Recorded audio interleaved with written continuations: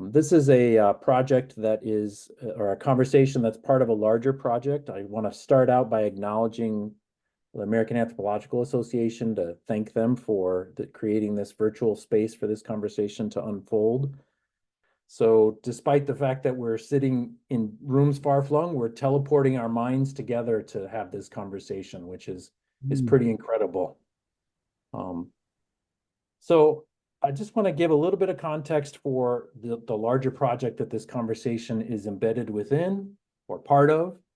Actually, it's one of the main prods for this larger project, as you can tell from the title. I have been doing some work over the last couple of years, having conversations with artists, scientists, storytellers, philosophers, indigenous thinkers, especially at long-term ecological research stations, which I'll talk about in a moment, to really explore what it might be like for us to think otherwise than the disciplinary norms that we've been living within for maybe the last 150 years within Western academic spaces. And so this conversation is part of that larger conversation I've been having, working on a volume that Rich and Rita are contributing to, and a number of other people are, to share this kind of thinking and approach to transdisciplinary curiosity. So the larger project has been sparked by lots of different people, but this is one of my primary influences is the ethnobiologist Gary Paul Nabhan. And in 2004, he wrote a book, as you can see here, Cross-Pollinations, the Marriage of Science and Poetry, which really poses the question of what is it that we could do differently in our thought spaces if we really took seriously the opportunity for us to cross-pollinate one another in different disciplinary spaces. So I was sparked by that many years ago, and I've been thinking about this in different kinds of ways. The last few years, I've been realizing that there's some interest in this space across different disciplines. This is a book from Routledge Press. Routledge has published a number of books exploring the boundaries and the connections between art and science.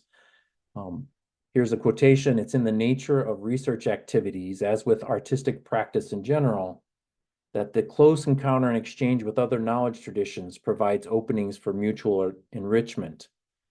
And one of the things that I've been hearing and thinking about with the people I've been talking to is that even more than this idea, a sort of abstract idea of mutual enrichment, scientists, artists, humanities scholars, indigenous thinkers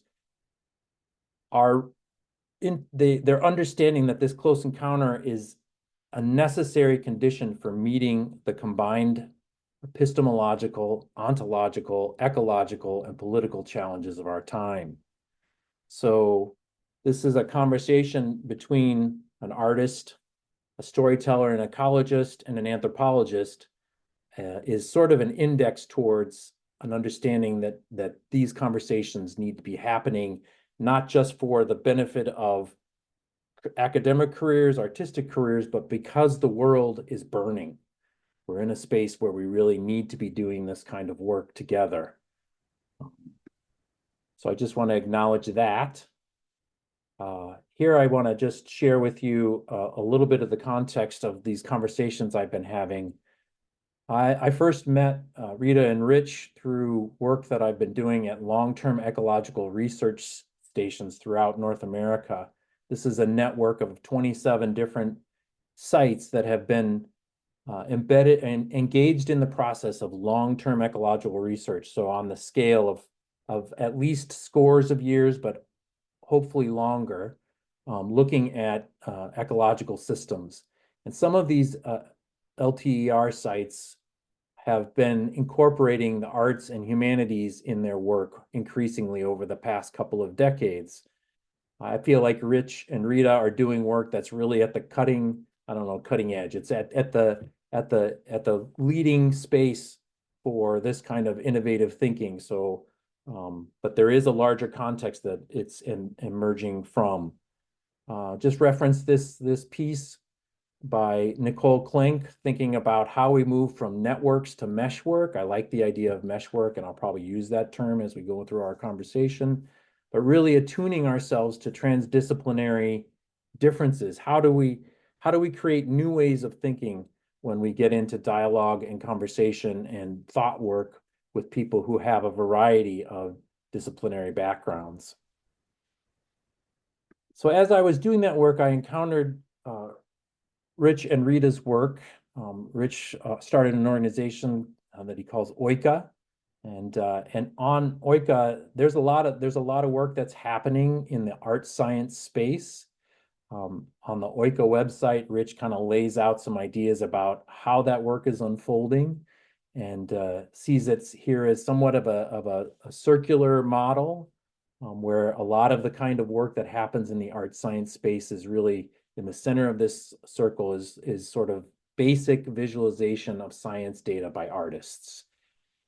And then there are layers above that, and I don't want to over describe this model because this is really Rich's thinking, but there are other sort of layers, possibilities beyond that to build a larger workforce, to enhance critical thinking, art getting involved in the scientific process, art being used to feel the discoveries of science in ourselves more firmly.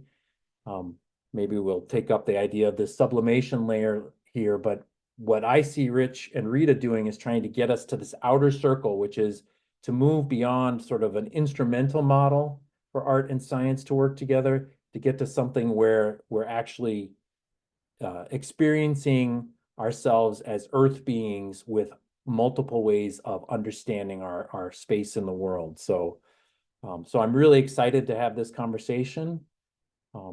Just to give you a sense of, I see this as an example of art sci work that's really at the center of that circle, where it's really using visual art to visualize data of science. So this is a piece of work on trophic cascades and the ways that different kinds of species interact within a landscape.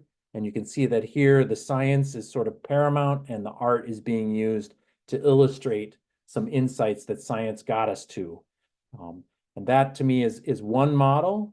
I'm interested in lots of different models, and I want to have a conversation that gets us to move into different spaces than this particular model, which is fairly well developed. So all of that is sort of just to set a little bit of context. I really want the conversation to focus on what Rich and Rita do. And so I've asked each of them to share a little bit of their background, what their biographical journeys might have been, especially to help anybody who's listening to this sort of understand the intellectual, creative, emotional, spiritual, and social concerns that brought them to this work. So I'm going to invite Rich and Rita to share their journeys a little bit. I have on the screen for if you're interested in following this up, the QR codes will take you to both of their websites. But I'm going to invite Rita, if you want to go ahead and get us started with some of your journeys here. I would love to hear that. Sure. Thank you. Thank you, David, for having us, and thank you, AAA, for having us. It's very cool to be here. I love just like barging into other disciplinary spaces. I'm getting better and better at it, so it's always fun. Related to that, I think, so I'm going to describe, my bio here in the frame that you just suggested, David, but I'm also sort of going to emphasize the praxis element here, because I know that's the point of this conference, or the focal point. But I will say, so relationship has always been something that has been just part and parcel of my predisposition. And I think maybe we could all say that we started that way. And I remember I realized this recently, that I have an older brother. And my older brother was always very good at drawing anything that came to his head. Like he could just, anything in his mind, he could draw. And of course, when you have an older brother, an older sibling, in general, you're comparing yourself to that older sibling, and I could never do that. But I was really good at drawing. The thing about me drawing was that I had to relate to something in the outside world. If I was looking at something, I could draw it very, very well. If I was relating to something, I could create something really compelling. but I always had to be in collaboration with the outside world.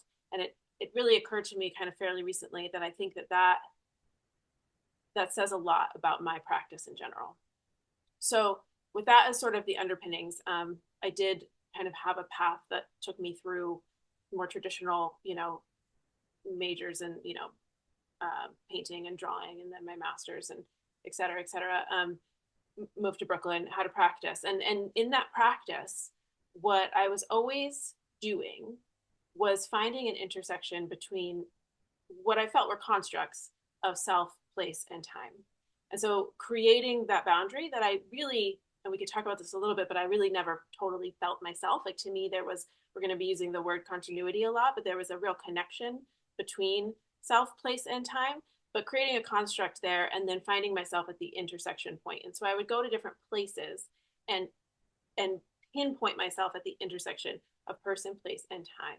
And when I did that, I would engage in what I would call a process of acquaintance. And so go to a place, do different kind of creative engagements with that space, and start to relate to the parts, develop relationships with the parts, and then eventually get a sense of the whole such that I could more deeply understand, more deeply empathize with, and eventually become part of that whole.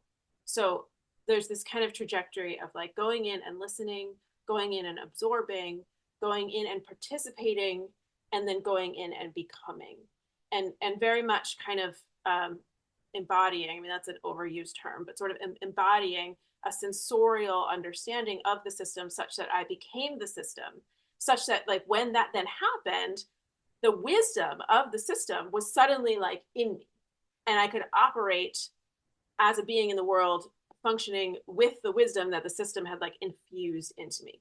And so this is what I was doing. And I was finding that I could go to different places, and it was amazing. I could just like dive into these places, and I'm a synesthete. So colors and textures and patterns and rhythms, and they would all kind of enter into my body, and I would just like feel connected to these systems. And it was amazing. It was like really good to get to this place. And I was traveling around and I was getting to this place, but this place, I was like, what do I do with this place? Like, I kept getting to this place, and it was an amazing place that was like giving me wisdom, helping me how to be in the world. But it didn't quite fit into the space of the art world. Like, I would give talks and people just wanted to hear about process or technique or theory. I didn't really know what to do with it.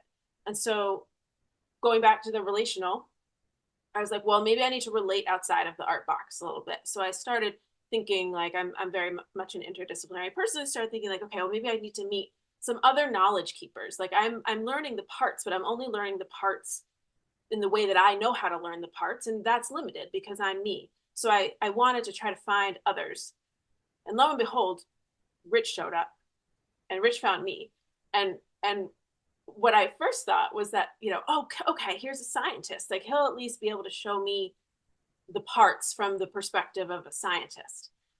But what ended up happening was that he was in the place that I kept getting to when I was going to these places and entering into my practice. He like lived there. And so suddenly, not only did I have someone who would help me more deeply understand the parts, but I had someone that was living in this like grand whole and had created a space through which I could finally start to speak to the wisdom and the conversations of connection and relationship that I really wanted to have through the work. And so that's kind of where we are now. And we've been working together for almost 5 years now. And I know that was sort of abstract, but I'll leave it at that. That's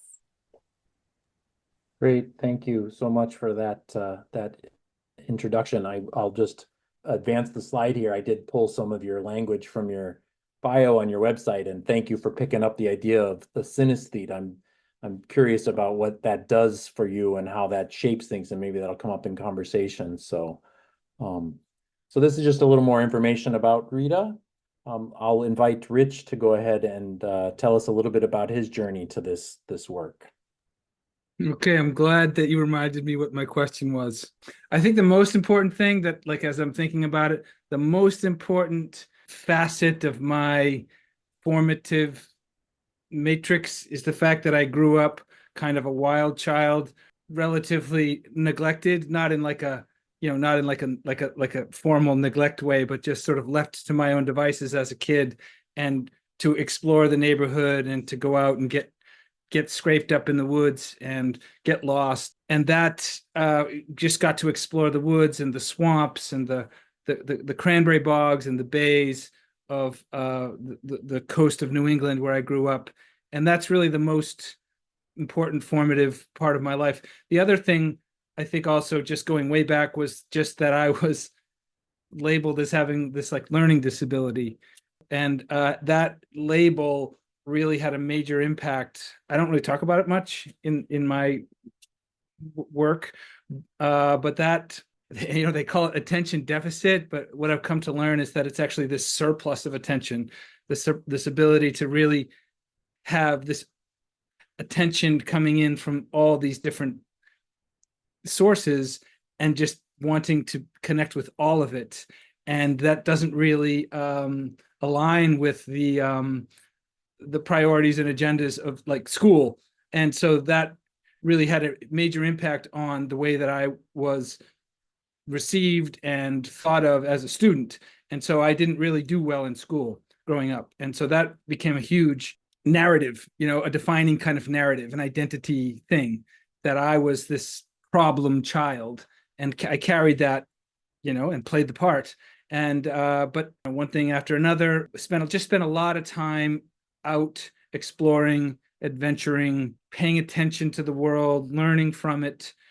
And these things this is how I learn, is through direct, firsthand contact, a contact epistemology, really, with nature. It's really what it is, in a very sort of informal, organic way. But that's how I learned everything. Didn't work for school, but somehow that intelligence, I was able to kind of fake my way through it. Not elegantly, but through whatever means, I was able to trick my way, and ended up tricking my way back into college after high school. And then, to make a long story short, took the science route, got trained as a scientist, was good enough to, again, jump through enough hoops with enough skill to get the PhD, learn the history and philosophy of science, get the degree, go into the field, but always knew that I was never going to be a bench scientist or an orthodox. I always was much more interested in the philosophy of science, but also just natural history. I'm a sponge when it comes to wanting to know more about how nature works. So it's a very unconventional route, but managed to piece it all together. Now here I am. It's making a long story short, but here I am, found this unconventional. You called it an organization.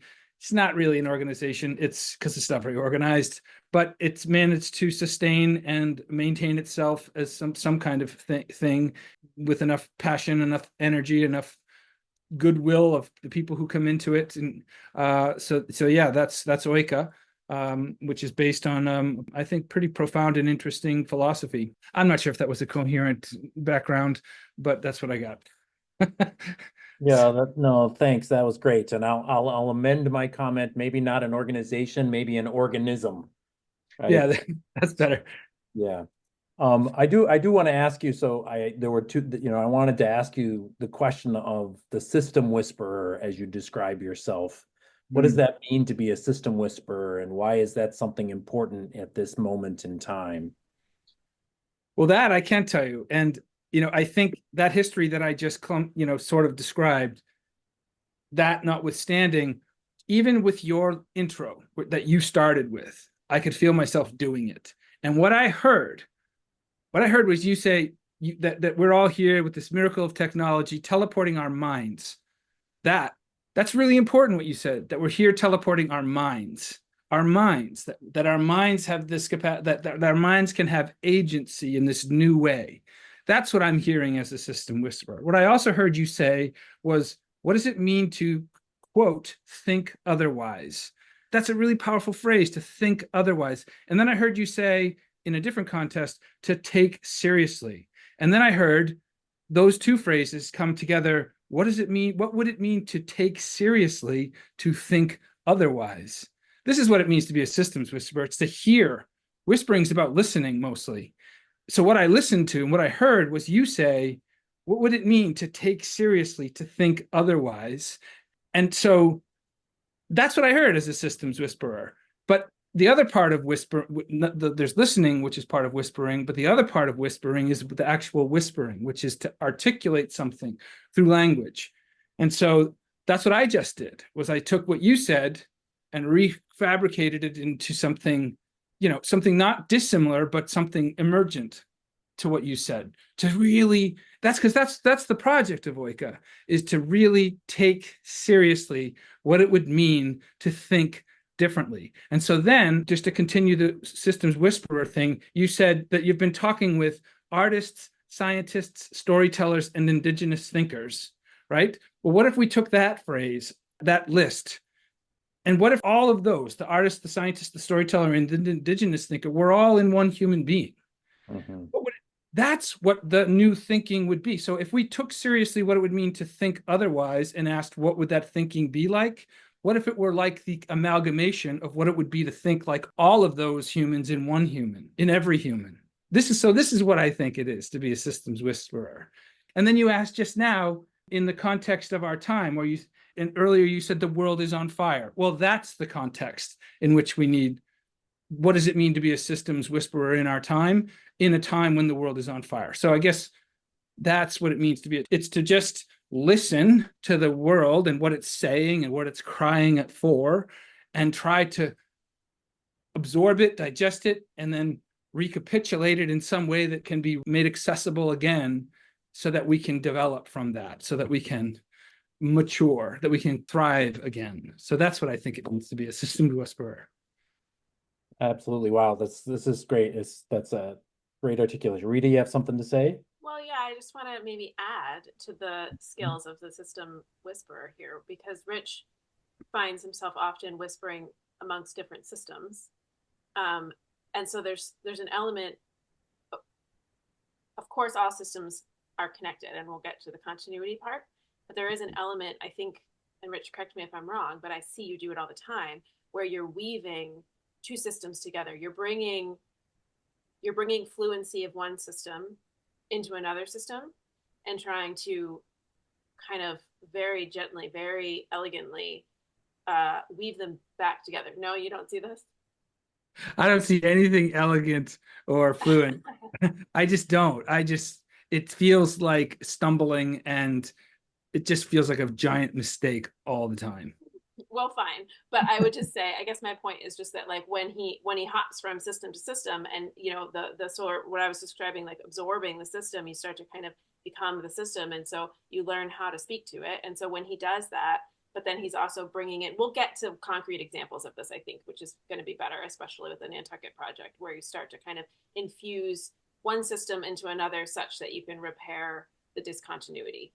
I think that's like the real work that I see him doing out there. Great. So let's move to that space. Let's move a little bit into picking up a few more ideas about what Oika is, and then move on to specific projects. So I asked Rich and Rita to fill in a little bit of this idea of what Oika is, what the metacrisis is, and what the beautiful future is about, and how what they mean by that. So I'm going to ask for you to talk a little bit about the characteristics of Oika as what's an Oika approach to inquiry, and what are some of the principles that you're operating under with that?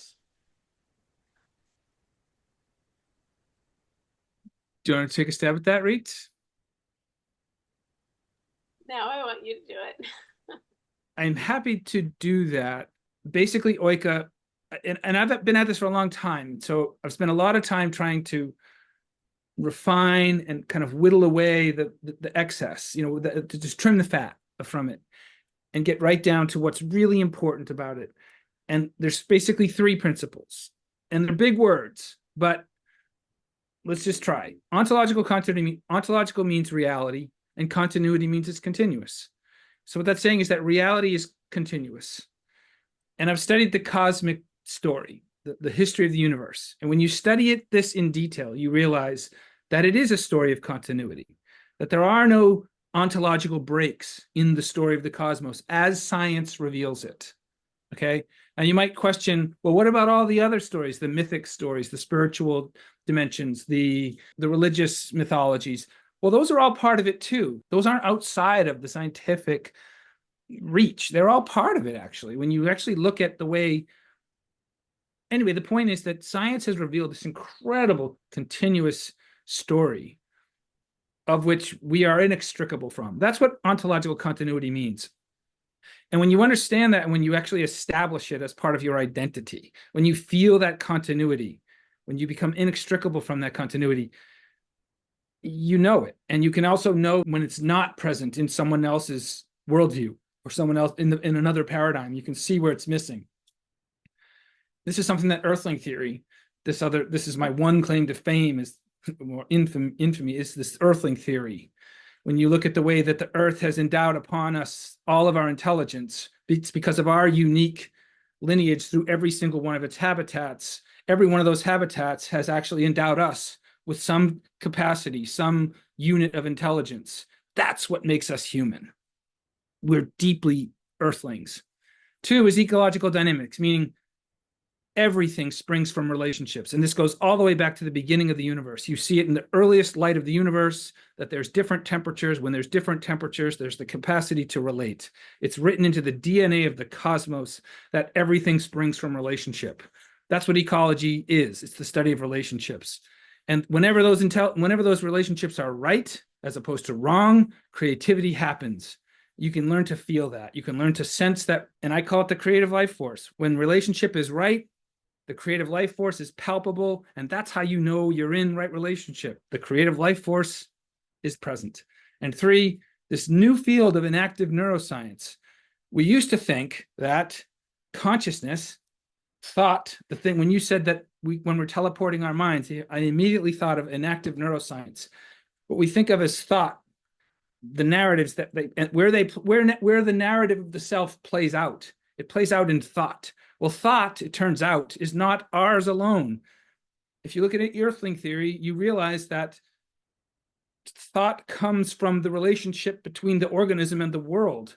You can't have one without the other, which means that thought is actually a relational dynamic expressed, it's manifest relationship. In other words, consciousness is relationality in action. It's enacted. And all the neuroscience now is pointing to this reality.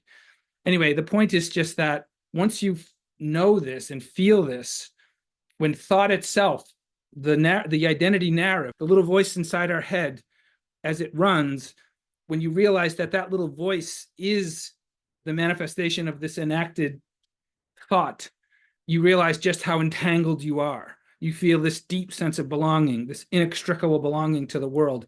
And that has consequences. It has neurological consequences, it has biological consequences, and lo and behold, it even has political consequences. Those are the principles of Oika. That's probably too much to take in one sort of like sitting. But that's it, boiled down to 3 fundamental principles. And there's practices that go along with all these things once you get them, but that's it. So I'm sorry to be so, I don't know, dense, but you asked for it. I did ask for it, and I think it's amazing to me the amount of work you've put to boil it down to these 3 points, because I know from sort of encountering the work a little bit and sort of thinking with you that you have a lot more, right? So I love this little space you have on your website where you're talking about the principles, and then I had to look up what TLDR meant, right? So too long, didn't read. This is a summary of some of these principles. So, so this is, I think that's a good introduction to sort of the Oika approach. And I think as Rita suggested a few minutes ago, it becomes even clearer when we get into the sort of pragmatics of specific applications or praxis, right? The theme of this conference, praxis, the practices that you use. So I'm going to invite you to talk a little bit about how you guys first started working together under the Oika.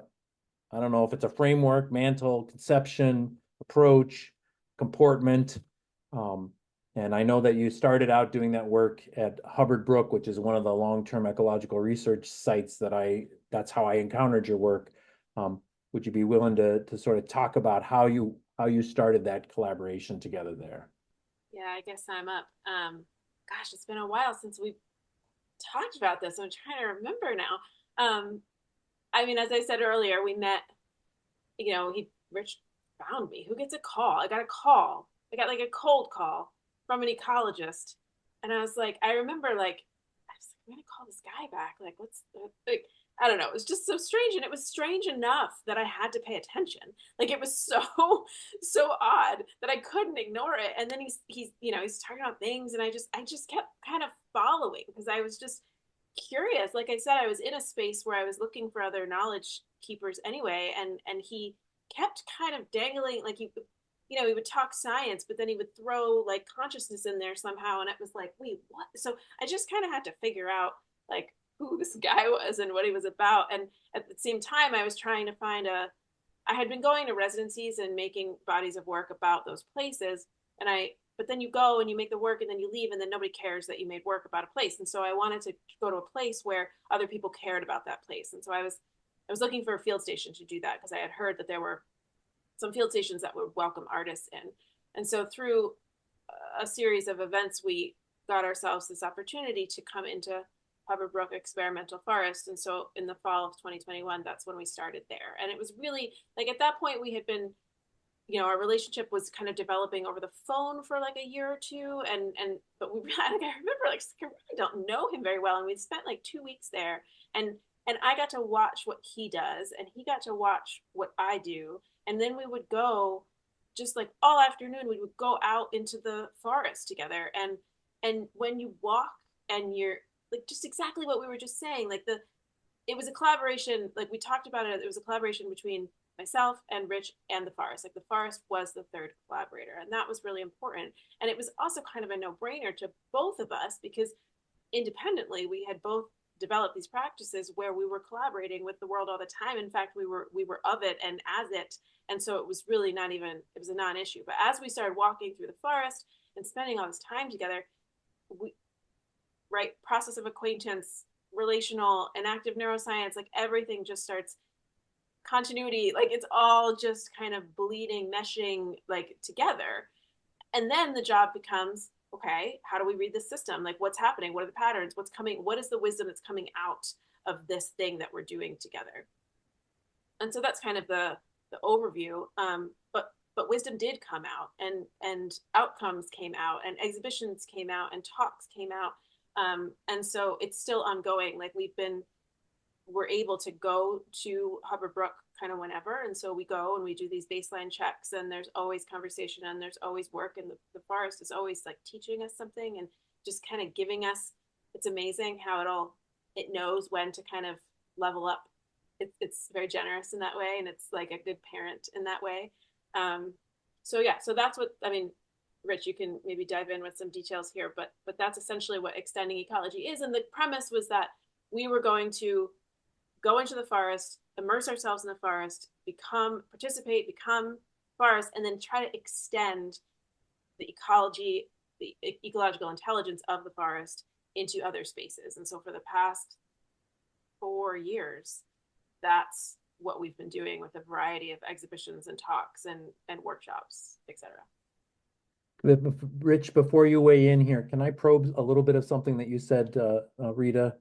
Yeah. You said we go and we do baseline checks, right? So in the spirit of praxis and not abstraction, what does that mean? What do you do when you're there? Yeah, so sometimes I borrow language from the sciences and use it irresponsibly. And this is one of those bits of language. So when I say, I mean, science, there's like a legitimate thing that they do when they do baseline checks. But for me and for us, that's all loaded language right there. Can you hear that loaded language? That's not irresponsible, and that is you're not misusing it. Actually, those are really important and powerful. You're actually you're rightly appropriating that language, not misappropriating it. Okay. Sorry. Great. Fair enough. So I will own it. We go and we do these baseline checks. And over time, like there are places at Hubbard Brook that we love. we started just calling them sort of sacred sites. They're places that we check on every time that we go.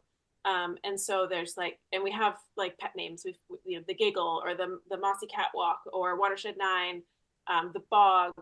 And so whenever we go, we try to visit these places. And because we visit like 3 or 4 times a year, we check on them and we can see how things are changing. There's a tree that is gonna fall into the brook maybe any day now, maybe in 6 years, like we don't know, but we go and we check on it and we see how it is, and how much water is trickling down from the Giggle, like what's the sound of the Giggle, when can we start to hear it as we approach it. I mean, there's all of these kind of qualitative aspects that are also infused with kind of quantitative knowledge that we start to kind of learn because we're checking on this place.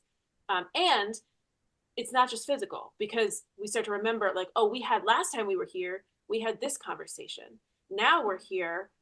What are we thinking about now? And now that we're here, this conversation that we had 4 months ago here is now coming back into our consciousness, and we can check in on it 4 months later, just in the way that we're checking in on the Giggle. So it's all, so the boundaries really dissolve, and all of these things. So these baseline checks are not just physical baseline checks. They're like psychological, emotional, like whole baseline checks. Yeah, so one of the things that you're doing here, so I talked about teleporting our minds, and now you're talking about time traveling our minds, right? Or time traveling our experiences, because you bring those past experiences into the conversation with the present moment and into your consciousness. That's a little pet moment of mine, because that's one of the framings I'm going to use to write about this, is that we are time travelers and teleporters here. So well, I would maybe just say, because I was talking a little bit about, we were just fleshing out the synesthesia and the systems whisperer thing, and I made a comment about how like it's actually sort of painful to try to separate these things. So like when you say time traveling the mind, I want to agree with you, but there's also a part of me that's like, yeah, but that like there's an element of that where it's always present, and it's more just like tweaking the patterns, or shifting the kind of portions or the ratio or like the relevance of like what's what and what's where. But it's like there's always a whole, and the more deeply I can understand it and hold the whole, the more present the whole is. yeah, absolutely. That makes perfect sense. And thank you for challenging me on my linear model of time, right? Time is all present at the moment, which is, many societies have understood time is not a linear structure. It's a full thing. So I'm gonna have to really think about what I mean by that time travel. So I just wanted to say, I think it's just occurring to me now as we're talking about it. I think it was really important for us to go there, because you've got to remember this place, Hubbard Brook Experimental Forest, is world renowned as a highly respected, rigorous scientific place. And for us to just waltz on in there with this idea that we can have these emotional or affective baseline checks, that's like trial by fire, for us to go in there and do that. Now, don't get me wrong. I was trained in the sciences too. So I have that. I respect that. I've been through that ringer. I have. And so I'm not just casting it off, but I am challenging that kind of positivist, objectivist, reductionist way of doing science. Isn't real. That's fictional too. But I guess I'm just saying that for us to go and do it there at this place, and to think that we weren't going to get a lot of pushback, we were kind of naive, blissfully naive, but also it was hard too because of that. And so now, like, future projects like the one we're working on now doesn't have the same, it has its own resistance, but not necessarily the same resistance. So I think it was good for us to go there and do this there and have that experience. yeah, well, and later in a little bit, we're going to talk about paradigms and shifting paradigms. And paradigms don't shift unless the work that is happening happens in places of power, right? And so I'm not to overemphasize the power of a scientific research station like Hubbard Brook, but the fact that you did that work in there is a sign to me that we're in the conversational space about paradigm shifting, right? So we can explore that. They've been wanting it, but I think they're also scared to get what they want. They want Yeah. to say they want to be that pioneer, but being that pioneer means taking risks, and those risks are scary. But it is happening, like even if it's by accident. Yeah, I have a great story from somebody who works, one of the scientists who works at Hubbard Brook, and another artist who came and did some work there, taking the scientists all up onto a mountain and having them write some thoughts and then gift them to the wind. And this scientist was really like a little uncomfortable. What are we doing here? What is this? And but she also, I shouldn't have given any identifiers there. I acknowledged that it was a really interesting engagement of another way of relating to this place that had been a space of science only for this person, right? So yeah, I mean I appreciate that discomfort. I really do. And so I do. And I would just add, I think, I know we want to move on, but I love the parallel of Hubbard Brook, because Hubbard Brook is where acid rain was discovered. And like, they discovered that acid rain was there, but that didn't mean that acid rain was only there. It meant that acid rain was everywhere. And so at Hubbard Brook, they figured out ways to ameliorate acid rain, and then they could do that everywhere. And I just love the parallel. Like, here, Rich and I are in this forest bearing witness to something being there. Like, there is something there, and we are immersing ourselves in it. We are participating in it. We are becoming it. It's not only there, it's everywhere. And so part of our work is to extend the fact that, yes, it actually is everywhere. And rather than it needing to be ameliorated, it ameliorates. Yeah. See, now this, what you're seeing here, what Rita's doing, like we can talk about systems whispering, but this is the synesthesia part. And she's not just a synesthete, what I'm calling a keystone synesthete, like a keystone organism is the organism that if you remove it, the system collapse, the ecosystem collapse. She's got that kind of, this is why, and I've been wondering about this for years. Why does this collaboration work? It works because she's a keystone synesthete. And when you put a systems whisperer, I mean, it makes perfect sense. A system whisperer is going to appreciate a keystone synesthete, and a keystone synesthete is going to find a systems whisperer really interesting. And so it works. Like, that's why, I mean, how many collaborations do work like so well and for so long? I mean, I've never been in a collaboration this long that has been working. So anyway, I just wanted to make sure that got noticed, because I just noticed it. Like, it's fascinating how this is playing out. Yeah, so not to over sort of inject my disciplinary space into this, but what I see myself as I don't know if it's keystone, but I see myself as an elicitor, right? I draw out insights. So the fact that you're seeing a little bit of insight into why your collaboration is working is part of what I bring as an anthropological thinker, right? As an ethnographer. So Keep it. yeah. Yeah, I don't want let's move on. I don't want to dwell on what I'm doing. No, this is an anthropological. This is what it's so welcomed, and to bring the rigor and the skepticism too. Oh, I want to touch rigor. You brought up the word rigor, and I want to go back to what Rita said a few minutes ago when she talked about feeling uncomfortable taking the word baseline and that it wasn't a rigorous model or something like that. I want to probe that a little bit and ask you to talk about, Rita, specifically the rigor that you bring from your artistic methods to this research.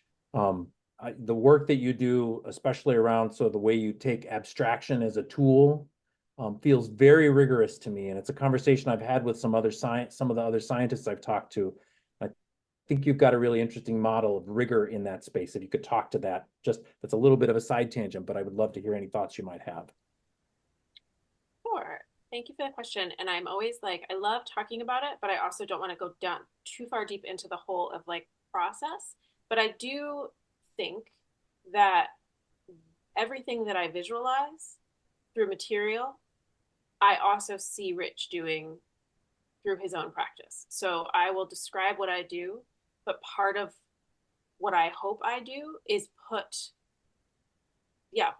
physicalize the things that are happening when we work together regardless.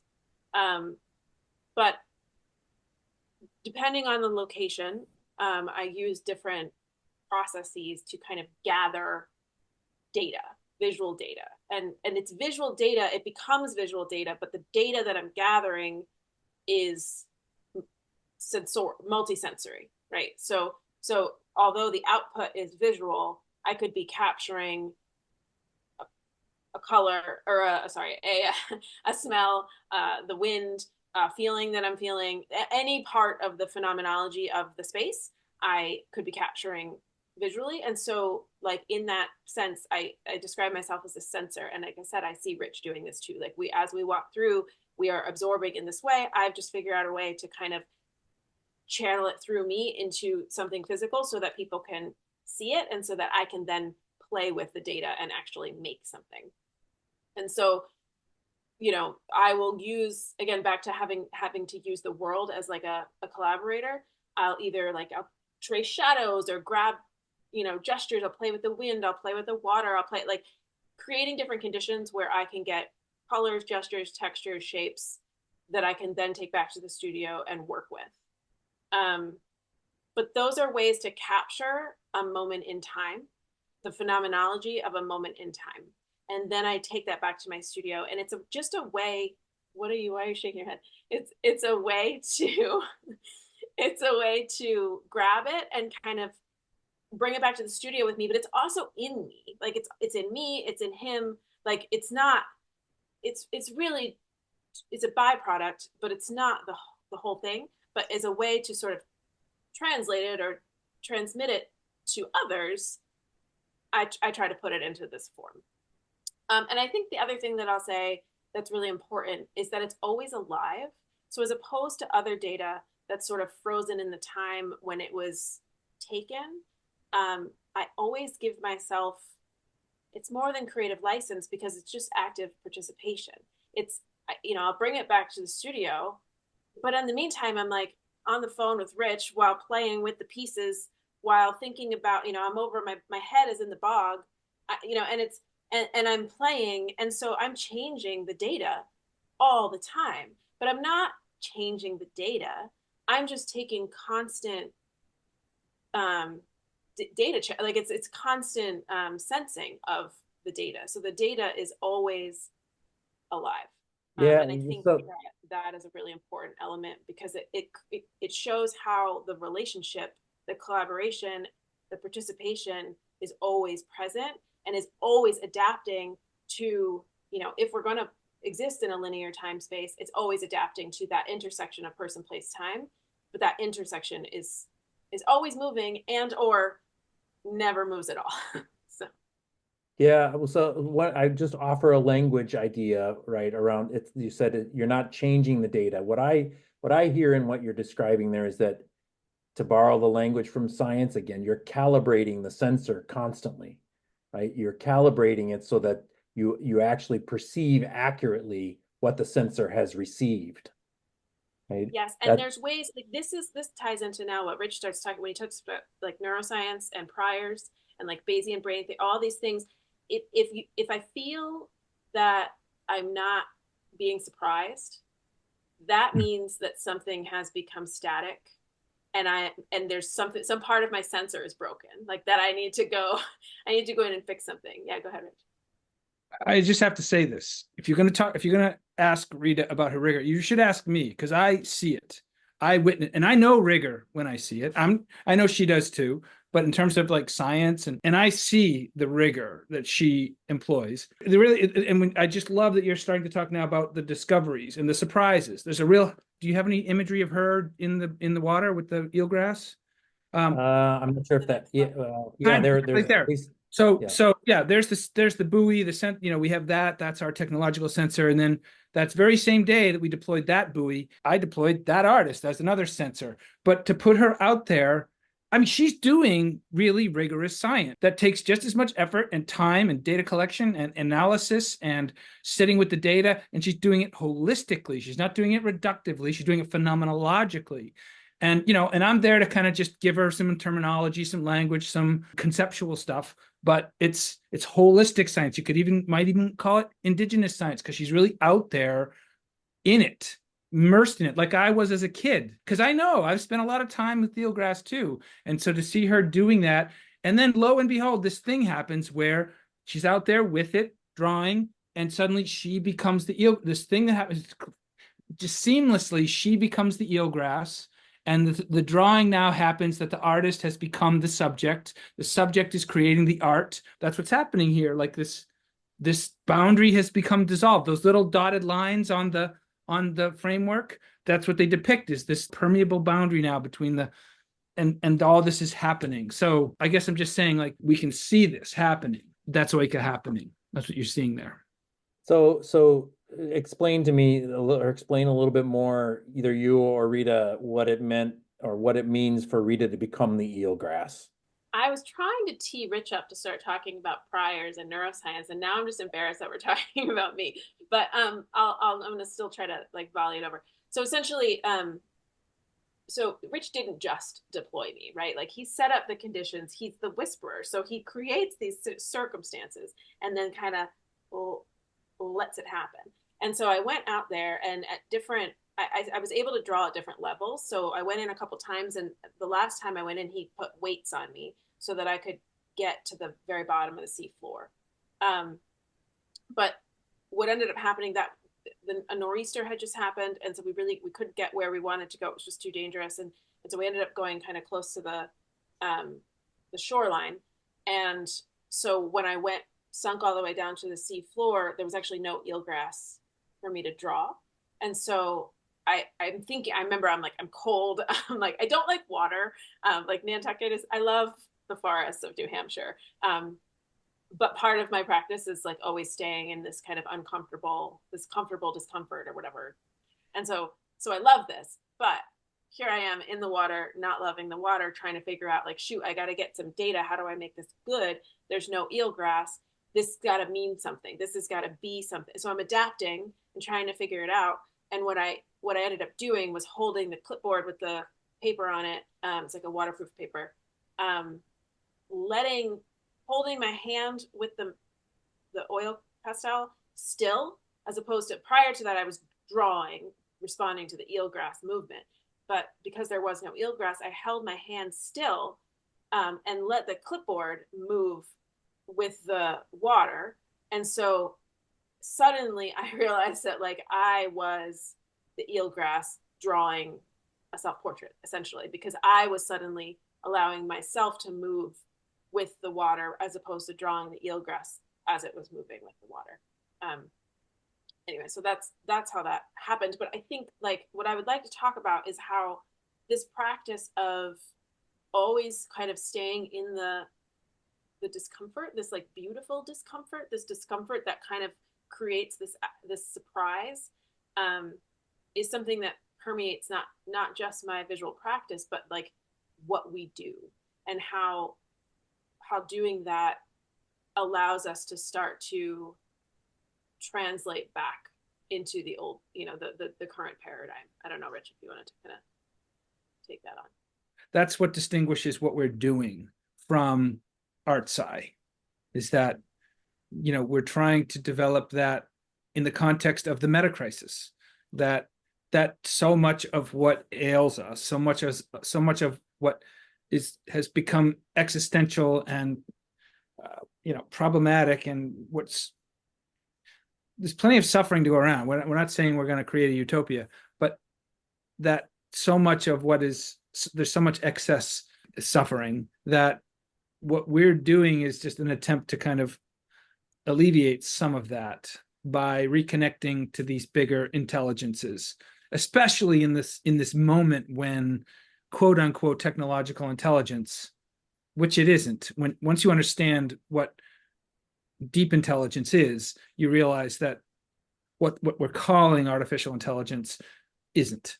And so that's where artful intelligence comes in, that we're starting to talk about how to live immersed in this matrix of intelligence that we've always been immersed in, but how do we remember? How do we reactivate it so that we don't forfeit it to the powers that be that can wield these new technological intelligences? Because they're powerful, but they're nowhere near as powerful as the intelligence that's innate within us.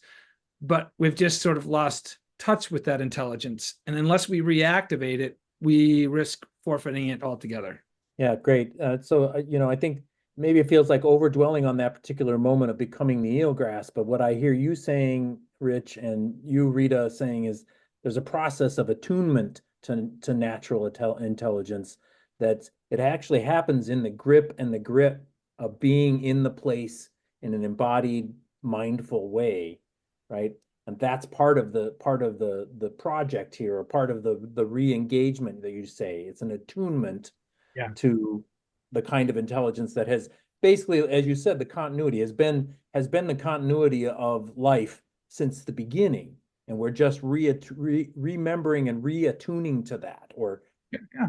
And not to put you on the spot, Rita, but like, how did it feel?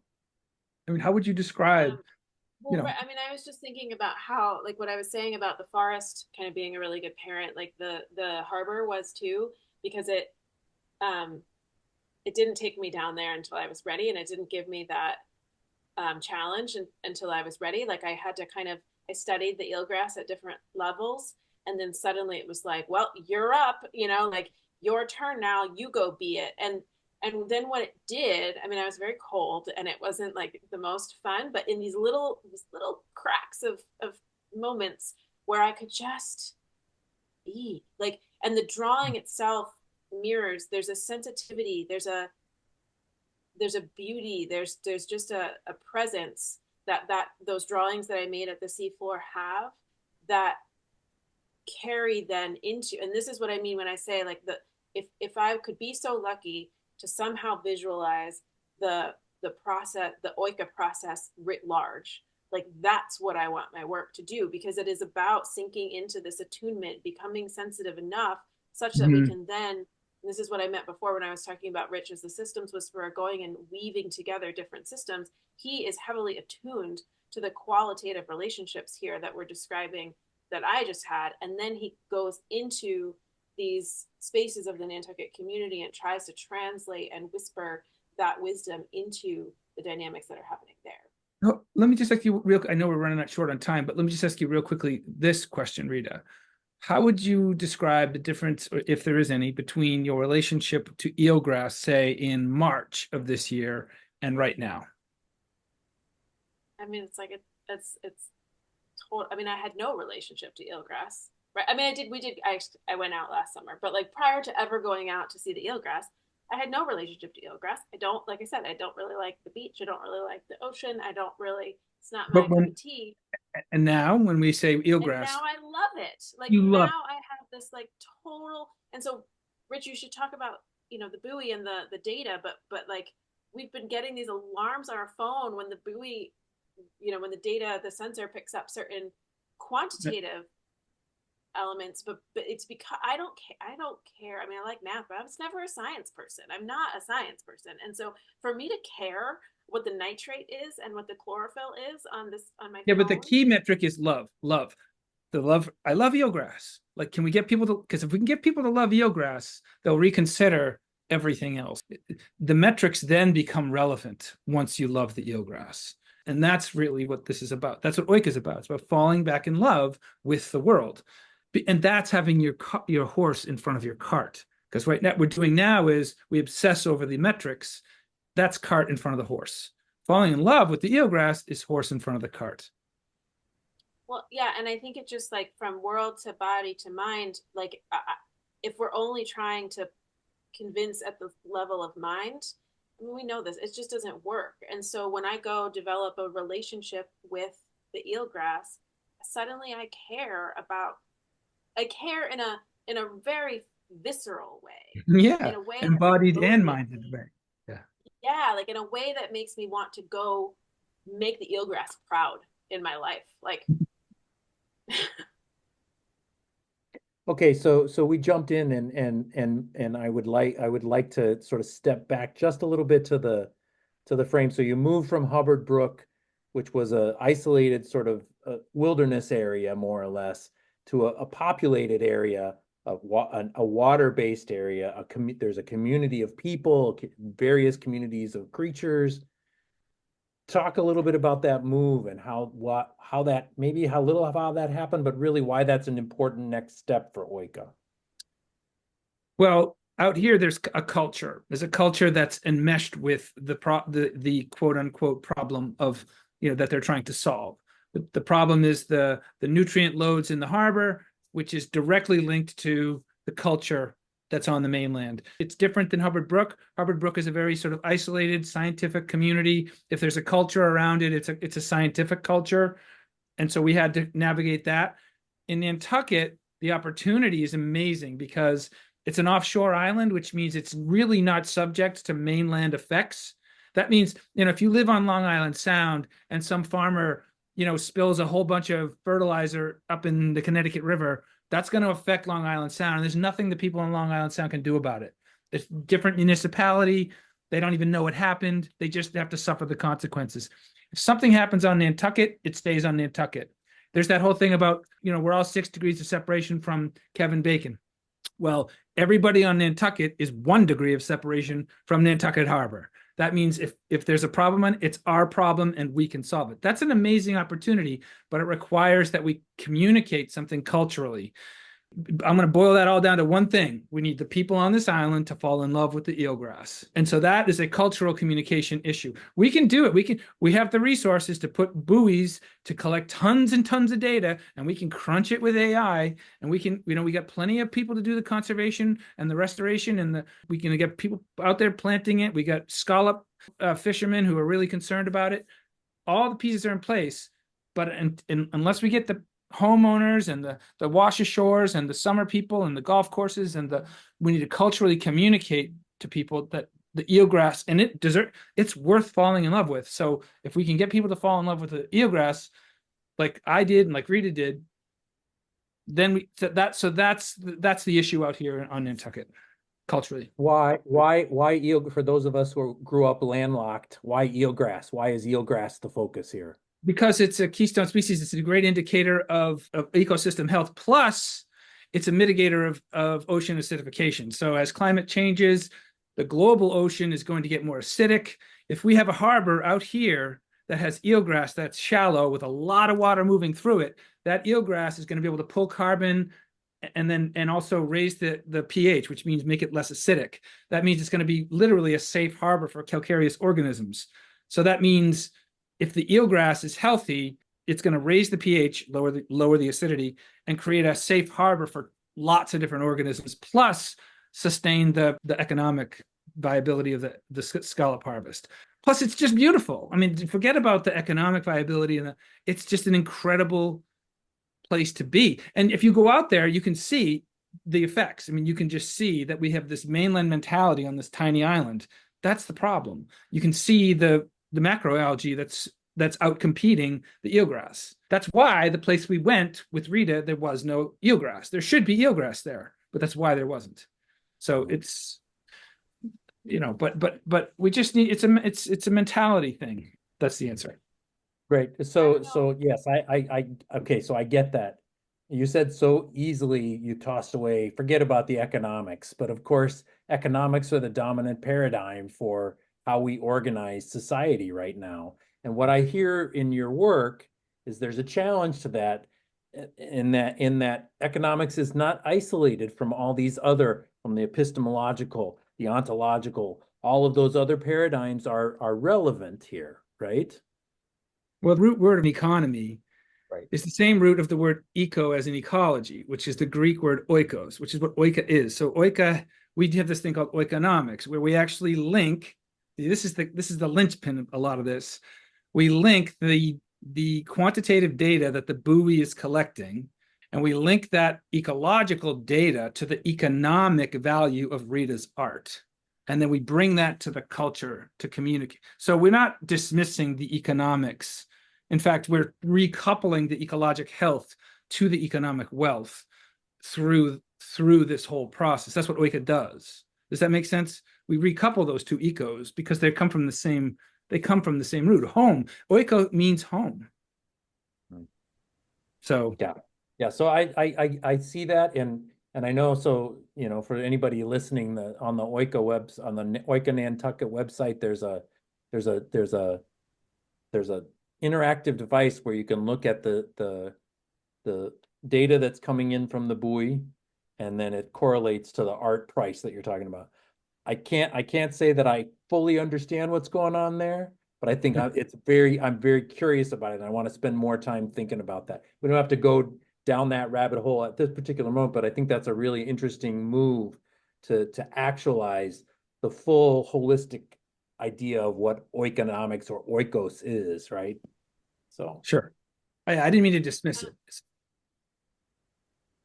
I don't know. did you have something to This say, is what Rita? happens to me. I get this. So I'm getting this like synesthetic kind of sensation. I'm going to try to verbalize it, but it might not work.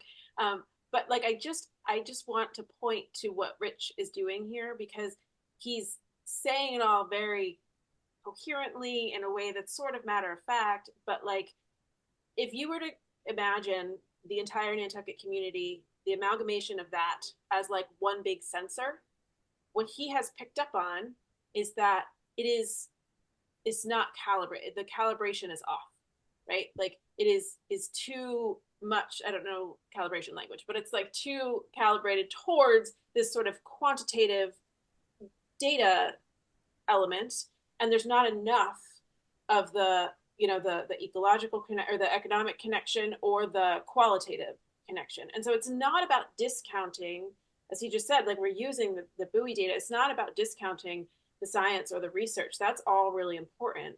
It's just about counterbalancing or creating a situation where more of the whole can be activated. And so earlier on, when we talked about like what Oika is, and like what it is to like work on Oika research, like that's what it is to work on Oika research, is to operate at this kind of upstream place where all of the parts, right? Because all the systems have parts. Well, this is a system too, and all of the parts in our human system, the quantitative, the qualitative, the economic, the ecological, they're all operating together to create a cohesive whole. And so what Rich is doing is recalibrating that such that it can kind of cohere and then come together and push us into this new space. And so it's not, even though we emphasize the art and I'm here to create art, and I'm like, I mean, it's amazing to be able to be in a space working next to other kinds of knowledge keepers, but not being forced to put that kind of, to didactically, because their knowledge of course enters into my work, but to didactically put it into my work, I am not asked to do that. I am trusted so that I can just let it infuse itself, but then everything kind of comes together so that it can push the whole into a new paradigm. Yeah, this is great. So this is actually moving me to where I'd like us to kind of go, and maybe that'll be the last space we can kind of occupy in our discussion around paradigms and around holism, right? The whole picture of things.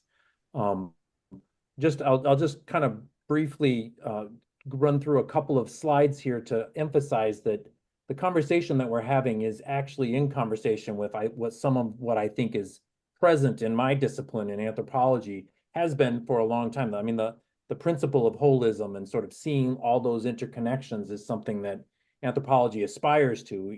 Sometimes it fails to pursue that, but that is the sort of paradigm that our discipline was sort of born on. Here, this is a quotation from Gregory Bateson, who has been somebody that's shaped me in this book, Mind and Nature, A Necessary Unity. And here he's talking about the fact that there was a paradigm shift. There has been a paradigm shift in modernity to move away from understanding the world as having an aesthetic unity, right? And we don't have to dwell too much on just the aesthetic part of things, but what he points to is that this move away from seeing the interconnection of things, of beauty and natural systems, and is a what he calls an epistemological mistake, right? And that one of our tasks as thinkers, and what I hear in the work that you've been doing, is that you're working towards maybe both the sort of repairing the epistemological mistake, but actually even an ontological mistake that we've had of seeing ourselves separate from the world and other creatures. There's been a lot of work within anthropology in the last couple of decades on this kind of front. I think of Dena Haden's work has been very influential in my thinking for this. Think of Eduardo Cohn's book, How Forests Think, which Rita and I, we've been having some conversations. Or you read that book, and after several other people recommended it, it was even before I talked to you about it, right? So there's been some thought about trying to get past the ontological error, the epistemological error, that has led to some really interesting work. This was an exhibit that was at the MIT gallery on symbiontics, basically. And so contemporary artists and the biosphere thinking about these kinds of things and talking about moving us to a re-attunement to the idea that all beings are interdependently worlding, right? That we're creating the world together all the time. And this is way too long to really read, but the idea is that we have to get ourselves past the point where we think we can isolate knowledges into glass cages, right? So into aquaria, into our test tubes, into our different spaces. And instead, we need to really re-engage with the relational knowledge that comes out of, instead of spending time with the frogs in the aquariums, in the laboratories, spending time with them in the woods, right? Or spending time with them where they live to hear what they have to say. So I'm going on at some length and I'm pushing a little bit. We have a lot of material that we really haven't talked about, but I'd love for you to talk a little bit about how you see Oika. Is it a pathway to this embodied, more accurate way of science and being and understanding our place as symbiotic creatures in the world? Eelgrass forests, all of those are beings that are co-equal with us in terms of being in the world. Is that part of the paradigm shift that you're describing here? I don't know if that was a lot of verbiage. Do with that what you think you can. I'll try to be really concise. Yes and no. First of all, we really need to be really clear about whether this is an ontological mistake or an epistemological mistake. Yes, there's been a lot of work to try and resolve the epistemological mistake, but until we fix the ontological mistake, fixing the epistemological mistake it's a moot point. I mean, but fixing the ontological mistake fixes the epistemological mistake by default. I think the epistemological mistake will be fixed if we will just get the ontological mistake resolved. So yes, Oika does seek to resolve the ontological mistake. But you ask, is this just about being in the world? Yes, it's about that, but it's also having access to being the world, not just being in the world, but a deep and reliable and palpable sense of being the world, being the other. Okay, that doesn't go away. That doesn't mean you walk around in a psychedelic state of the other, but that you have access to it and it's real. It's scientifically confirmed and affirmed and validated. And so that it doesn't go away and it's not just a fad and it's not just superficial or aesthetic. It's actually real and it's not just limited to reductionism or spiritual, but it's ontological. So yes and no. So yeah, that's what I could just, and this is not easy to do. This is not easy to do. This is why it's hard. This is why it's hard. This is why it pisses people off. This is why people get offended, and this is why I get injured when I try to talk about it. David, you said something about, you said interdependent something, and I didn't catch it, but you were sort of like, you were talking about moving from these disciplinary silos into this interdependent way of working. And that's great. Like that's the edge of the current paradigm. I see a lot of this, and I think people are talking about it. They're talking about like it's great to see these things happening together.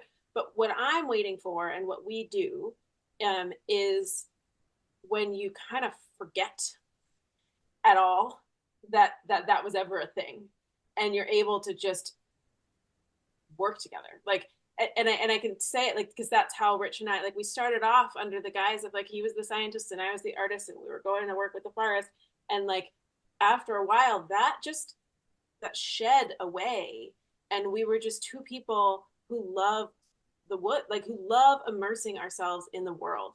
And when we could operate from that place, we could suddenly become the world, such that it didn't matter what discipline I was coming from, what discipline he was coming from. We were just like operating together as two people who have two different ways of thinking and being, but being together and then creating something that, instead of pointing to the interdependence and talking about the interdependence, it was just being the interdependence and then allowing the byproduct of what we created to create the new space to talk, to talk about the space that we were existing inside of. Does that make sense? Absolutely, absolutely. And it's a big ask, right? It's a big jump for most of us as sort of bounded creatures who think of ourselves within our bodies, or within our sort of, even if we're willing to think of ourselves as social creatures with other humans. It's a big leap for people to make, right? And so maybe this could be a place for us to think about. I want to go back to our title, and really the title that I cribbed from you all, right? The idea of the beautiful future. What you're describing there is the beautiful future, right? The idea of us not talking about interdependence, but being it, right? How I don't have the question to articulate clearly here, but what's going on that makes you feel like, or makes you think, or makes you know that you're headed that way, or you're in that space at moments, right? I don't want to make it linear. It's not like we're going to get there at some point and then we're done with it. No. But what makes you feel like you're arriving, always constantly arriving in that space? I did describe this. It's the right relation. It's the creative life force. When you are in the presence of it, it lets itself be known. This is how the cosmos has always unfolded. And when you are in the presence of that, you know it. It's right relation. That's why it's in there. That's why it's principle number 2. I would just call it the creative life force, but that would probably turn a lot of my science colleagues off. That's how when you are, because it is the source of the creativity of the universe. I'm not kidding. When you use the phrase to take it seriously, I'm taking that seriously, taking the science of the cosmos seriously. And when I do that, I see it creating when it's in right relation. And you know the difference. And by the way, the only reason we are here today is because on the whole, that right relation has been, in our particular thermodynamic trajectories, for lack of a better word, we have been the recipients of a surplus of that creative life force. That's why we're here. And it's also why there's anything rather than nothing. I know that sounds like a lot of philosophical jargon, but if we had the time and we could pull it all apart. But the bottom line is that you know, because you're in touch with it. And you're in touch with it when you're in nature, because nature is a pure manifestation of it. And we're nature. Yeah, I'm trying to think of a metaphor or another, like an analogy, but then it just kind of simplifies it and takes away the sparkle. But when like I'm thinking about teaching a kid how to ride a bike, and they just are trying too hard, right? They're focusing too much. They're trying too hard. And so then they can't do it. But when you relax and just trust that it will happen, it does. And so I know that that's a really big ask when we're in a world where everyone is traumatized and it's really hard to trust anything. Like, that is not, I don't mean to like minimize that at all. But if the one thing that we have found kind of subverts any friction or chance that wouldn't happen is mutual love of the world, right? And so that's why the eelgrass, that's why the forest, like that's why. And when that just diffuses any sort of boundary, such that we can suddenly just be participants. And then when we're participants, it just flows through and it becomes autonomic. And then the things that we do and say and create and how we are in the world, it just exudes the love that helped us resolve our own inner conflicts and release our own tensions. Yeah.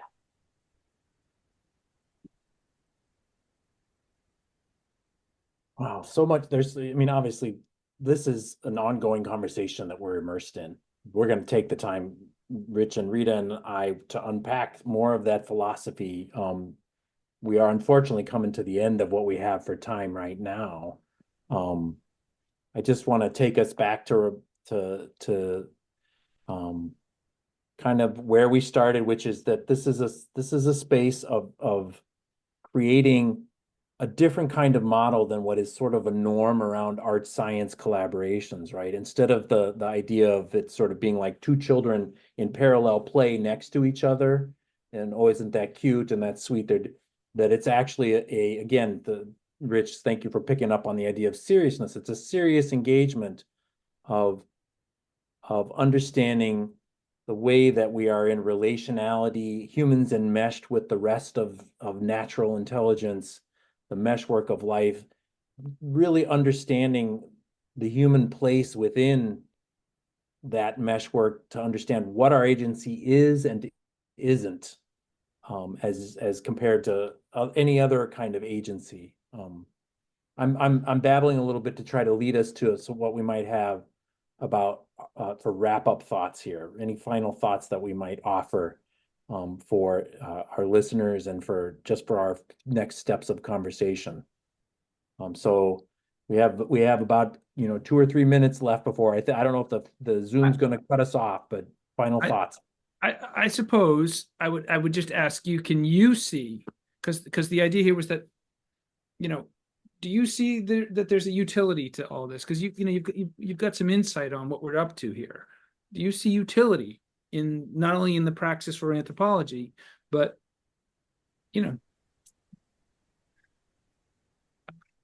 Yeah, absolutely. As on another call when we talked, the fact that I continue to pay attention to the work that you're doing in a deep Rita way. approach. The Rita approach. I'm still talking to you, aren't I? So, I'm a practiced ethnographer. I have a lot of experience doing this. And what an ethnographer does is pay attention to what's happening on the ground in real spaces that's meaningful. And so, yeah, my answer is, of course, I believe this is pragmatically useful and theoretically interesting and epistemologically important and ontologically challenging and all of that, right? I think that's the case, which is exciting to see that kind of work emerging from the meshwork of the human organisms that are Rita and Rich with the forest, with the eelgrass, with the frogs. All of that is it's very promising and important for that beautiful future. I extracted out some accolades just in time. Yeah, well, I'll challenge you on things, but I do feel like there's a fundamental value here for sure. Well, I hope it cuts off before you get a chance to do that. I'm just